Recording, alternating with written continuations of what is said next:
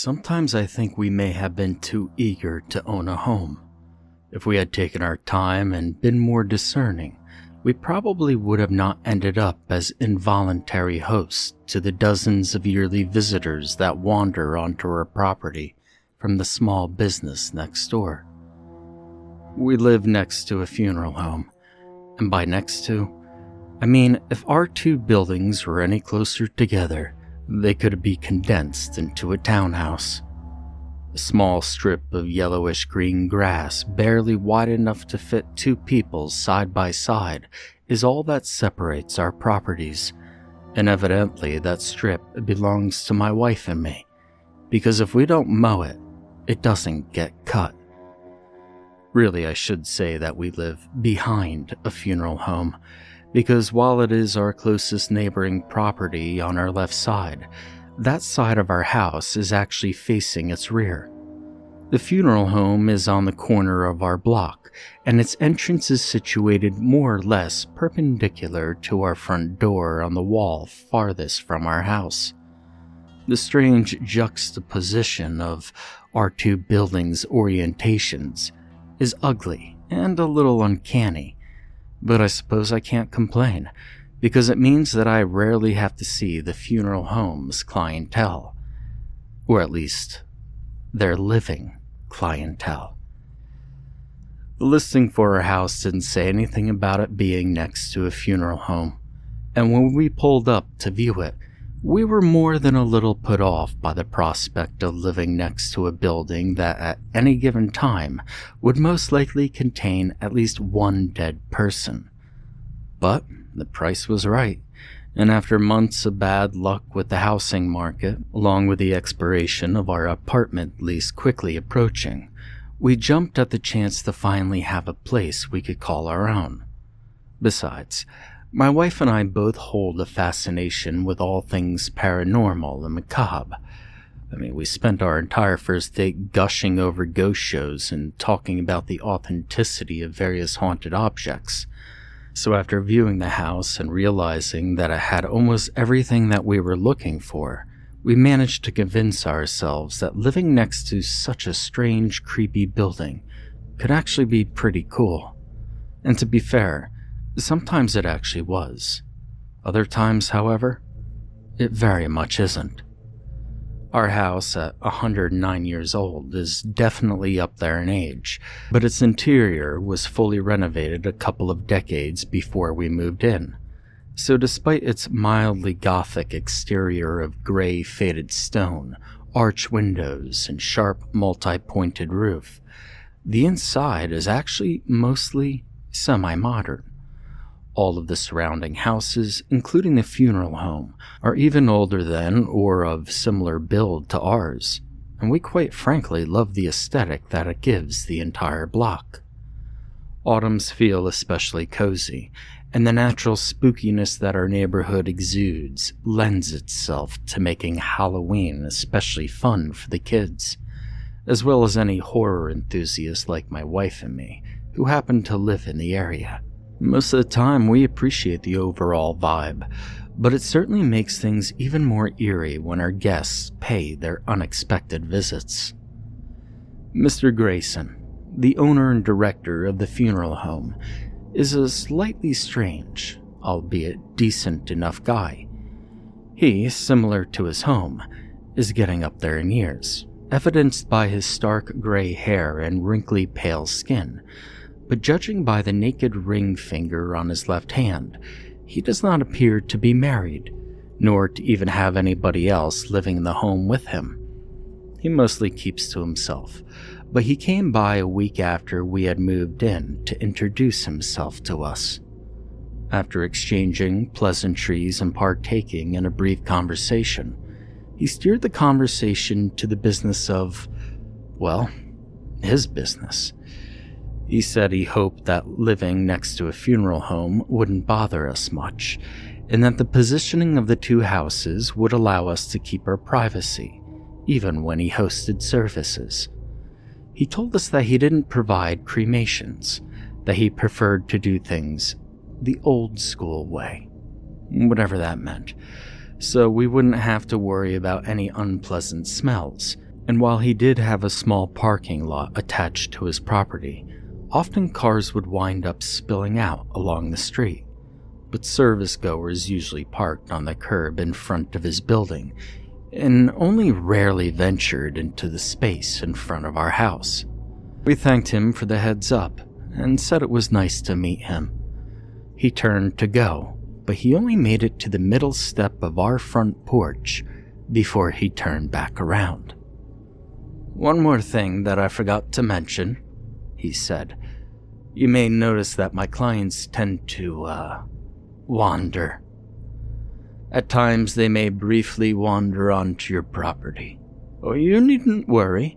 They won't harm you, and they will listen to you if you tell them to move on.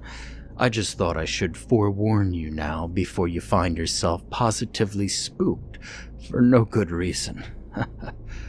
He turned to leave again before we could respond. "Well, and have a pleasant rest of your day. And don't be a stranger, you hear? We'd love to have you over for dinner so we could welcome you to the neighborhood." He shuffled down our porch steps and made his way back to his home, disappearing inside and largely removing himself from our lives. Neither of us were particularly interested in his dinner invitation, and we doubted that he was either. Pleasantries and all that. At the time, we didn't think much of Mr. Grayson's final warning. We assumed that when he said clients, he was talking about disoriented mourners who sometimes wound up where they didn't belong. We doubted that it would be a big deal, and so promptly forgot about it after a brief discussion about the strangeness of the whole encounter. The first incident didn't come until close to a month later, and by then we had largely forgotten about Mr. Grayson and his cryptic words of caution. We rarely even saw the funeral director outside of the occasional glimpse of him on his grandiose front porch, welcoming mourners on service days, and the stress of the move had our minds very far away from our first interaction with a peculiar man. It happened on a night in late spring, one of those hot, sweltering days that feel more like early summer despite what the calendar would have you believe. I woke up in the middle of the night, desperately needing to pee, and seeing as our bedroom had never had a master bathroom installed during any of the house's renovations, I was forced to walk out of our room and all the way down the long hallway to the lone second-floor bathroom on the far end, hoping that my tired, lumbering footsteps didn't wake my light sleeper of a wife. I didn't turn the light on in the bathroom, so by the time I reached the toilet, did my business, and stepped back out into the hallway, my eyes had properly adjusted to the darkness that enveloped me. Had I turned on the light, thus resetting my night vision, I might not have even noticed the little girl standing at the top of the staircase. She couldn't have been more than 5 or 6 years old. The first thing I noticed about her was that she was wearing a pink polka dot bathing suit, which immediately struck me as odd for that time of night. The second was that she was positively soaking wet, her small frame weighed down by a heavy curtain of water that gave her clammy skin an unnatural shine, and which forced her chestnut hair to cling to her little skull like a thin sheet of plastic wrap. She stood staring at me from the shadows of the nighttime gloom, as still as death, while droplets of water fell from her swimsuit and weakly splashed against the hardwood floor at her feet. Immediately picked up on the overpowering scent of chlorine. Had this occurred only a few years later, I may have thought she was my own daughter looking back at me from the shadows. But seeing as we did not yet have any children at the time of this incident, the girl's presence completely baffled me. She stared at me with her pair of glassy, distant eyes for a few long seconds before I managed to chase away the surprise that kept me frozen in place. "Oh, are you all right, little girl?" I asked her. No response. Are you lost?" Silence. "Where are your parents?" For several moments, I thought she wasn't going to speak, until finally she found her words. "I don't know." Her voice was quiet, barely above a whisper, and while she was looking in my direction, I realized she was not staring at me, but at a point behind me, as if I were not there at all. "Well, what's your name?" I asked her, but before I could get a response, I heard the sound of my wife shuffling out into the hallway. When she saw me, frozen stiff in the nighttime gloom, she frowned. "Who are you talking to?" she asked in her groggy, half-asleep voice. "Why does it smell like a pool out here?" "Well, this little girl must be lost," I said. "She doesn't know." Now, in the brief moment that I had turned to look at my wife, the girl had disappeared. For a while, I stood completely still in the hallway, dumbfounded, at a loss for words. I may have convinced myself that I had imagined the entire encounter in my tired, sleep-deprived mind, were it not for the pungent puddle of chlorinated water that still rested at the top of the stairs. We immediately called 911, not because we were frightened of a little girl being somewhere in our house, but because we were concerned about her well-being. The police arrived fairly quickly, all things considered, and after asking a number of questions that I answered with varying degrees of confidence, they did a surprisingly curt search of our home that turned up with no results. The girl was gone. Were it not for the puddle that she had left behind, I couldn't have said for sure if she had even existed at all. I was stunned when one of the officers told me that while they would file a police report, there was nothing more they could do. "Nothing more you can do," I said, "but there's a lost little girl around here somewhere. You aren't even going to ask around the neighborhood about her or something?" The officer, looking like he had a lot to say, seemed to weigh his words before he finally sighed and spoke. "Look, you just moved into this place, right? Which means you probably don't know this yet. This isn't the first call of this type that we've had at this residence. Hell, not even by a long shot." "What, you mean like the girl has been here before?" "Not exactly," the officer said. People, they tend to see strange things in this house. Things that aren't necessarily there." "But she left a puddle at the top of my stairs," I said, flabbergasted. "It's still sitting up there right now. You're telling me that I imagined that?" "No," he said. "I'm sure you saw something, but I don't know that it's exactly what you might be thinking."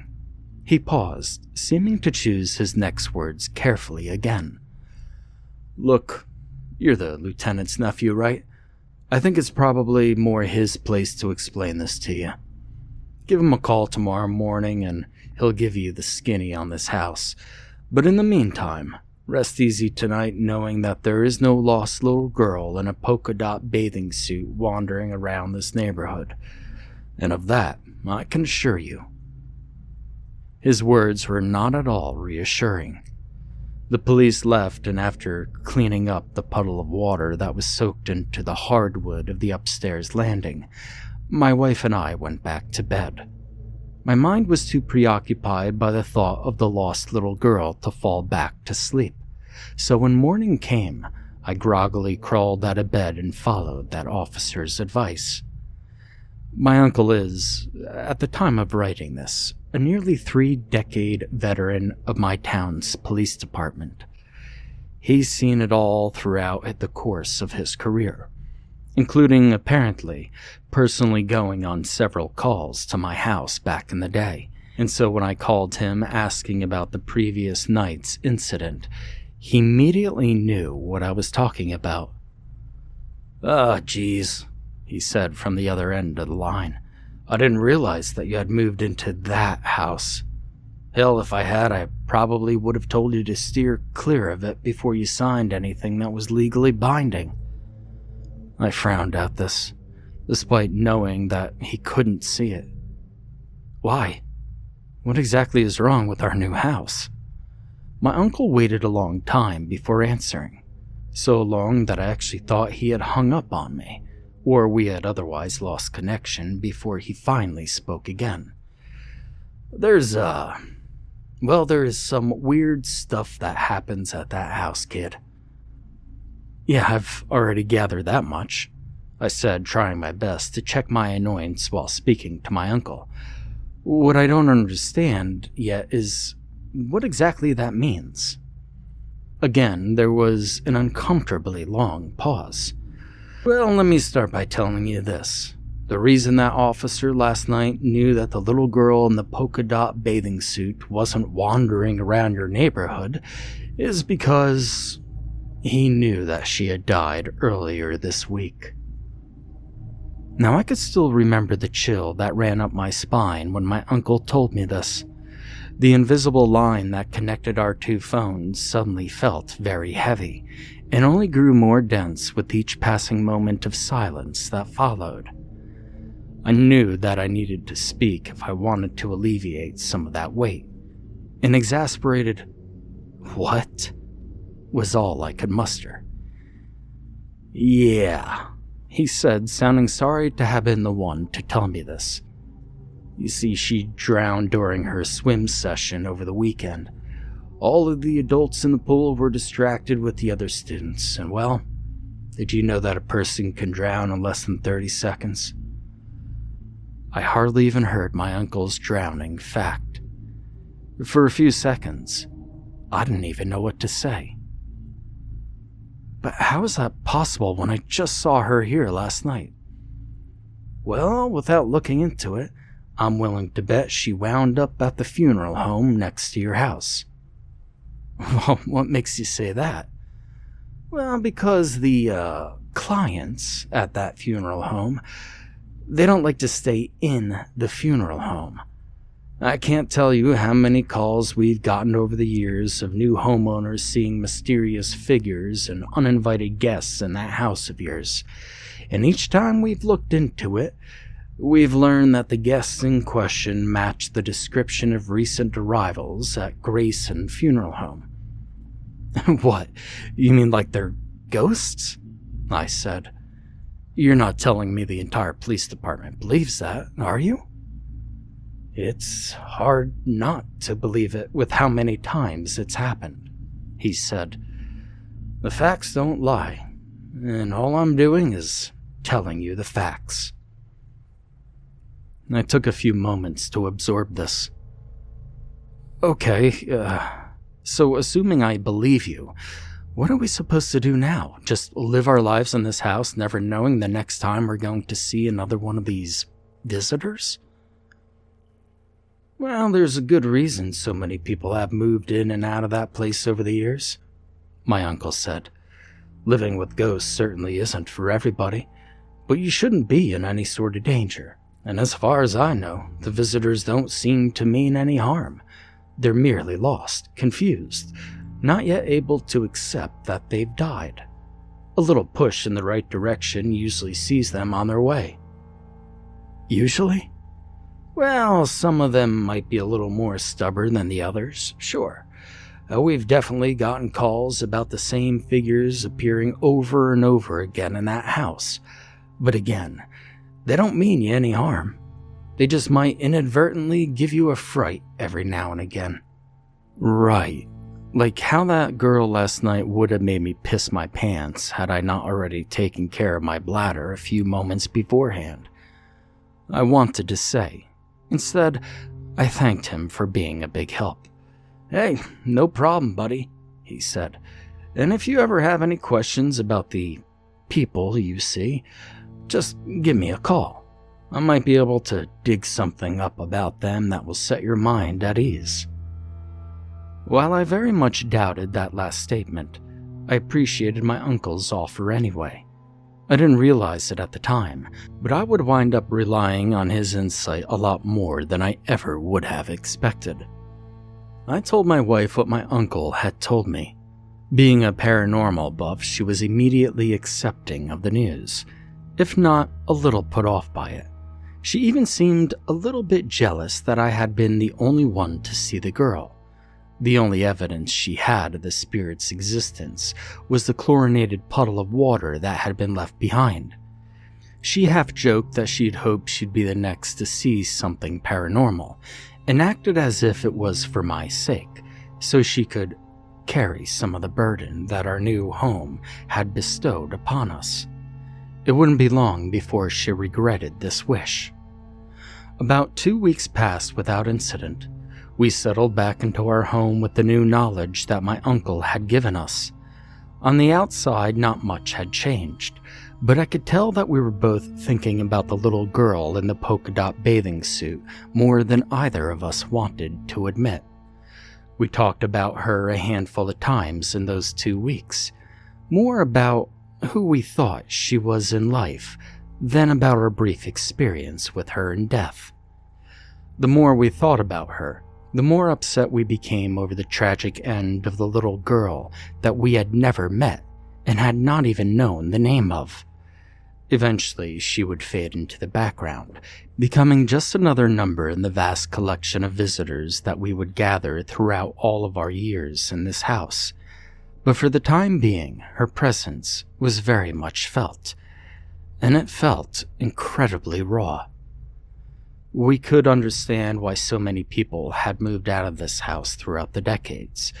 Even as paranormal enthusiasts, the weight of what we had experienced was significant, and we can only imagine how heavy it felt for others who wanted nothing to do with the ghostly interlopers that regularly found their way onto our property.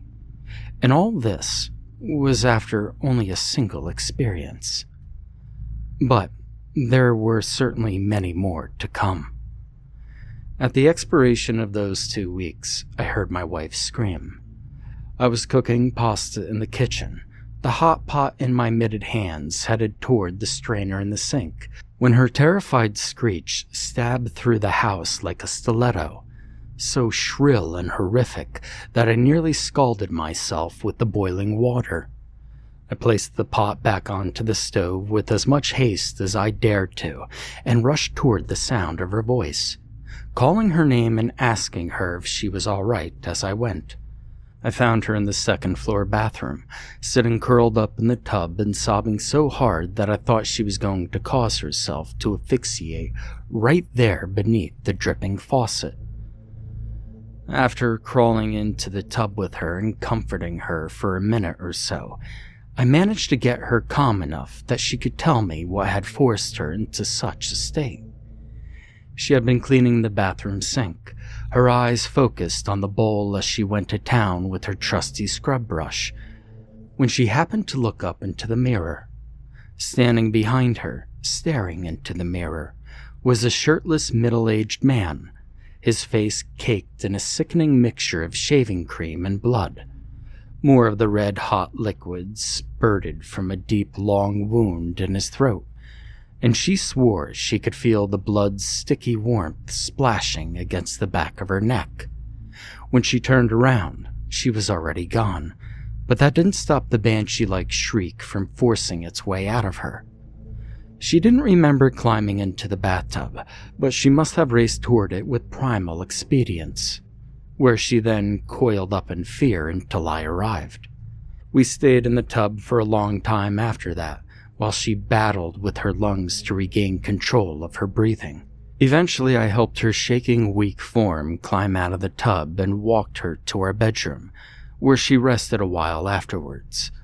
No longer in the mood to eat, I threw my pasta in the trash and returned to the bathroom, where I finished her chores for her. While cleaning the sink, I noticed a small splotch of white shaving cream smeared upon the counter, which I promptly wiped away. I somehow managed to convince myself that it had been my own shaving cream, despite the fact that I had been growing a beard at the time and hadn't used the stuff in months. I reluctantly asked my uncle about this incident, and what he told me disturbed me enough that I decided I would not repeat it to my wife unless she asked me about it. To this day, she never has. My uncle told me that the man in question had recently been murdered by his wife. She had come up behind him while he was shaving, one of his old-school double-edged razor blades hidden in her hand. She sliced open his throat before he even had a chance to realize what was happening. And now she was sitting in the local jail while he was in the funeral home next door, waiting to be put to rest by his confused and devastated family. At the time, his wife had not provided a motive for the murder, and I never followed up with my uncle about it. I didn't see much good in knowing. Now, naturally, we discussed moving out after this. Oddly enough, my wife was the one who was more intent on staying in the house, despite her experience being significantly worse than mine was. "We made a commitment to this house," she said, "and we're going to stick to it. There's no way we could let this place beat us that easily." She forced a smile. "Besides, both Mr. Grayson and your uncle said we don't have anything to worry about with these visitors. It's not like they could hurt us or anything." "Yeah," I said, "but they could scare you so badly that you wind up hiding in a bathtub." "Well, I was more surprised than anything else. I'm sure I won't react nearly that badly next time." My wife placed a reassuring hand on my forearm. "You don't need to worry about me. I'll be all right." "Are you sure?" I asked, completely unconvinced. She nodded. "Yeah, I can handle a few scares here and there if you can." I finally gave a smile back to her. It was mostly genuine. "Well, I mean, of course I can. It's going to take more than a few unexpected guests to scare me out of this place." And so we were in agreement, and the matter was settled. Years passed in that house. We raised a family together, a pair of beautiful daughters that became our entire world. All the while, we continued to be inconvenienced by our regular visitors. Sometimes weeks would go by where nothing paranormal happened, but other times we'd both have experiences for multiple days in a row. And as it turned out, my wife had been right. She had never had as a bad a reaction as the one of her first incident. Some ghostly encounters were worse than the others, but never once had we felt threatened by any of the presences in our home, or at least not for a while. But I don't want to get ahead of myself. We eventually mustered the bravery to do as Mr. Grayson and my uncle had told us to, and encouraged any guests we encountered to leave. Like my uncle said, there were a few that ignored our urges and stuck around for a while after we had spoken to them, but most of them didn't put up a fight. The good ones did as we instructed, usually disappearing with such little fuss that it often took us a little while to even realize that they had left. As our two daughters grew up, we taught them how to deal with the apparitions they encountered, and soon they would even begin telling us stories about the ghosts they vanquished throughout the house. My youngest once encountered an elderly woman in our garden when she was gathering peppers for her mother, and on the same day, our oldest came across a young boy around her age, while she was pulling her bike out of the shed. Both of them encouraged the interlopers to move on, and both guests had listened without any complaint. I was oddly proud of my girls. It felt as if they had taken up the mantle of some old family tradition, and were following in the well-trodden footsteps of their ancestors before them. Their experiences at home made them tough and difficult to frighten, and they eventually became minor celebrities at their school. Kids started coming over wanting to have paranormal experiences, and a few of them even did, or so they said. I suppose I'll never really know if they were being honest about their encounters, or if they were simply making up stories to tell their friends on the playground. But I guess it really doesn't matter. Not every visitor was the result of a recent death. As I said before, the funeral home is quite old, and some of its patrons over the decades and even centuries have chosen to stick around for much longer than they ever should have. Once I was working under the hood of my car in the garage when I suddenly smelled cigarette smoke. I looked up and saw a man standing in front of my workbench, a lit cigarette drooping lazily in his mouth. He wore a white t-shirt tucked into a pair of dark blue jeans, which were themselves cuffed over top his own pair of worn work boots. His black hair was sturdily slicked back and held in place with what looked to be a strong pomade, and was so dark and shiny that it was difficult to make out the thick layer of blood that caked the crown of his head. He was studying the bench, his arms planted against the surface, his profile facing me. "You looking for something?" I asked. He didn't turn to look at me when he responded. "You seen the monkey wrench, boss?" "No," I said, "and I think you ought to leave." "Oh," he said. "All right then." I returned my attention to the car, and when I looked in his direction again, he was gone. The smell of his burning cigarette lingered in the garage for the rest of the afternoon. Then there was a time one summer when my wife and I had some of our college friends over for a cookout. We had warned them that they might encounter one of our regular guests during their visit, but they all laughed it off and didn't think much of it. At night, we spent a few hours around a campfire in our backyard swapping stories, playing games, and just generally enjoying each other's company. The groups initially consisted of 5 of us, my wife and me, along with our 3 friends, but at a point that I could not and still cannot discern, our number increased to 6.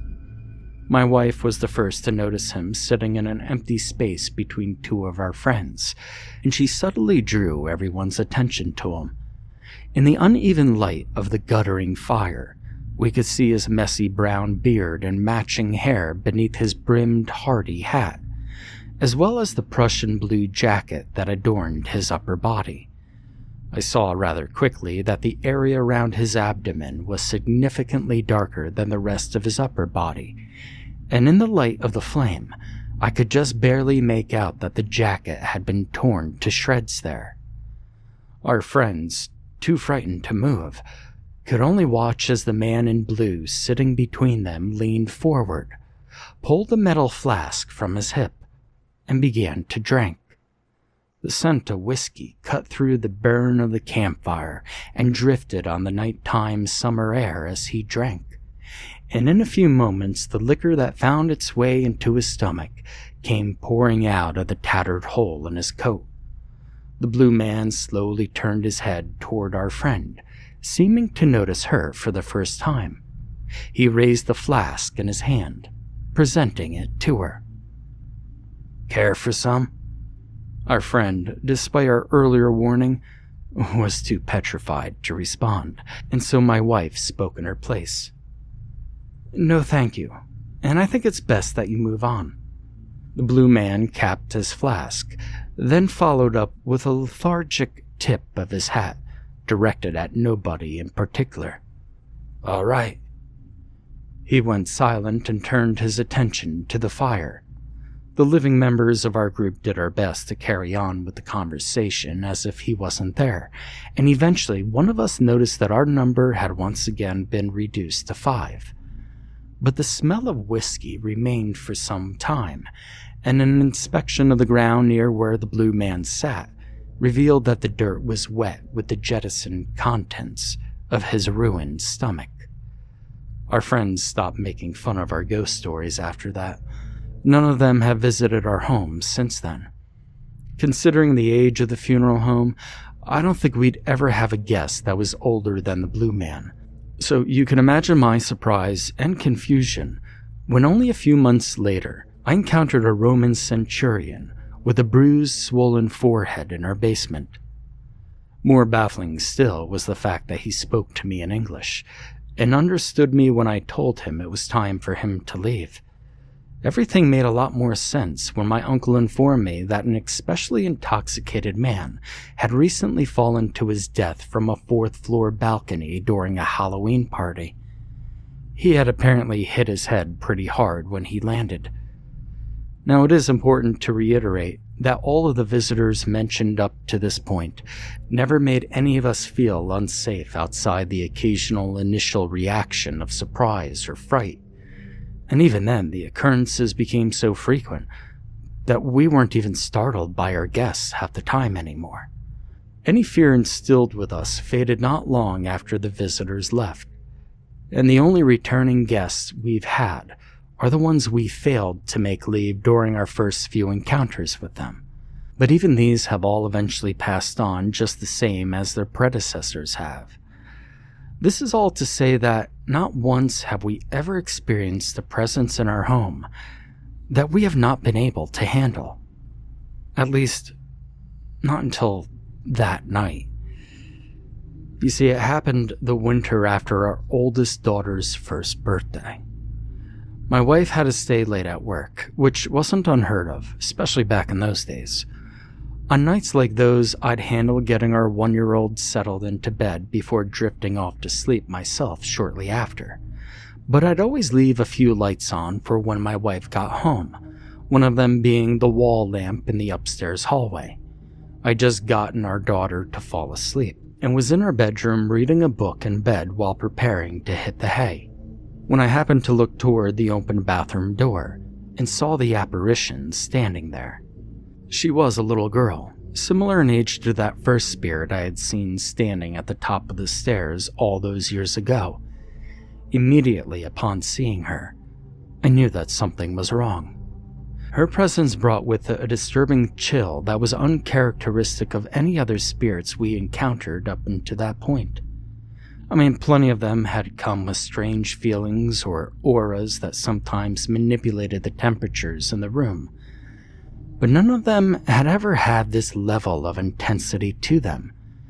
It made all the hairs on my body stand up, as if they had suddenly been frozen into an army of needling icicles. And as we stared at each other, her in the doorway and me in the bed, I felt an overwhelming sense of terror latch on to me that I'd never experienced before, and hopefully will never experience again. The hallway behind her was black with an almighty darkness, which I knew should not have been possible, since I'd left the light on for my wife, and I'd seen its soft glow streaming into the room out of the corner of my eye while I was reading my book. As I noticed this powerful umbra, I realized that the overwhelming energy I felt was not coming from the girl, but rather from the presence that existed in the space beyond which light could reach. And as the understanding of a fresh, terrible danger continued to bubble up within me, something happened that stood in complete contrast to every ghostly encounter that I had experienced up until that point. The girl was the one to tell me that she needed to leave, and I knew that I needed to stop her from doing so. You see, something in my gut told me that whatever presence existed in the void beyond that doorway was beckoning for the girl to come to it, and I knew that I couldn't allow that to happen. I knew that for her to listen to that dreadful umbra would only result in her eternal doom. I was the only thing that stood between her and the certain damnation that awaited her just beyond the edge of that cataclysmic precipice. "No, I think you should stay here for a while," I said to her, sitting up in my bed. I planted my bare feet on the chilly hardwood floor. Its cold touch steeled my nerves and fought back the cacophony of voices in my head that screamed for me to let her leave. Let the umbra have her just so long as it would leave me alone. She seemed confused, or at least as confused as a ghost could be. "Are you sure? I really think I should leave now." Her voice sounded small, distant, and vulnerable, which only made me all the more protective of her. "I'm sure," I said. "Stay in this house for a bit, okay? You can even go play in my daughter's room for a little while. You'll like it in there. It's cozy with lots of toys and big soft pillows." "I don't know," she said, turning to look through the doorway toward the darkness. "My friend said he's going to take me to my parents. He says they're looking for me." "Well, don't listen to him," I said. "He's a stranger, and you shouldn't talk to strangers. She paused, as if hearing somebody speak. "He says that you're a stranger." "I know your parents," I said. I mean, it felt wrong to lie to her like that, but I knew I had to do anything I could do to stop her from going with the presence in the hallway. "They'll come to get you soon, but you have to stay here, okay?" The girl remained silent for a long time, while I barely so much as breathed from my spot on the bed. The room grew heavier, darker, and I found that my lungs soon struggled to take in air, as if they were freshly recovering from running a marathon. My forehead grew slick with sweat, despite the chill that infested the room. My body began to burn and ache. Paradoxically, rather than escape the heat, I felt the almost uncontrollable need to crawl beneath the warm, safe covers and hide from the powerful umbra that seemed to be slowly sweeping into the room in the form of long, black, shadowy tendrils. I suddenly felt an overwhelming sense of defeat. I feared that the girl was going to follow the presence, and that she would quickly be lost to the unending darkness that so sweetly coaxed her from such an agonizingly short distance away. But soon I noticed that the dark presence was beginning to recede, until finally, the light in the hallway was able to once again pierce through the weakening gloom. The terrible chill fled from the room, and the dense miasma that had been suffocating me and draining the very will to live from my bones faded back into light, breathable air. "Okay," she said. "I'll stay." "Good," I said. "And let me know if he tries to talk to you again, okay?" "Okay," she said again. The girl stood staring at me for a spell while my nerves continued to strum all along my anxious body like a mass of broken guitar strings. Reaching a shaking hand toward my nightstand, I picked up my book and forced myself to return to my reading in an attempt to calm myself down. When my body was once again my own, I looked back at the doorway. The girl was gone, and gentle lamplight bled in from the hall. Strangely enough, I was no longer worried for her. I somehow understood that whatever presence had wanted her had been thwarted that night, and that she was safe for the time being. This truth was confirmed to me when I saw her again a few weeks later, and with the umbriatic presence absent, I finally told her that it was time for her to move on. When she vanished for the last time, I felt an inexplicable peace overwhelm me, and I started to cry. Now, to this day, I don't know the extent of what the Umbra wanted with the girl, but I now know, as I did back then, that its intentions were nothing short of sinister. I still wonder what had caused that presence to specifically latch onto her instead of the countless other souls that drifted through our home, but I could never muster the courage to research the entity or ask my uncle for more details about the girl's death. I debated not even telling my wife about this encounter, but ultimately decided that she needed to know. I stayed up until she got home that night, much to her confusion, and immediately told her what had happened. She remained quiet for a long while after that, and neither of us slept that night. It has been the better part of 2 decades since that incident. My youngest daughter just started high school, and my uncle retired from the police service going on 5 years ago now. Mr. Grayson still holds his funeral services next door. I saw him outside welcoming mourners just last week, and I try not to think about the fact that the old man looks like he hasn't aged a day since I met him. Countless guests have come and gone in the years since that terrible night, but that dark presence has not returned. I don't know if it ever will, and I pray to God that I never have to feel what I felt that night again. More than that, though, I pray that my wife and daughters never have to experience what I went through on that night. If that shadow decides to show itself again, I just ask that it does so to me, and to me alone, because I'll be here, waiting for it, should it ever choose to make itself known. I already know that I'm going to spend the rest of my life in this house, ghosts and all. If they couldn't scare me away in those first few months, then they're stuck with me until the time comes that I join their ranks on the other side of that thin, translucent veil that we call death. And who knows, maybe I'll wind up in the funeral home next door when my time finally comes, and I'll have the chance to pay this house one last visit before I say goodbye.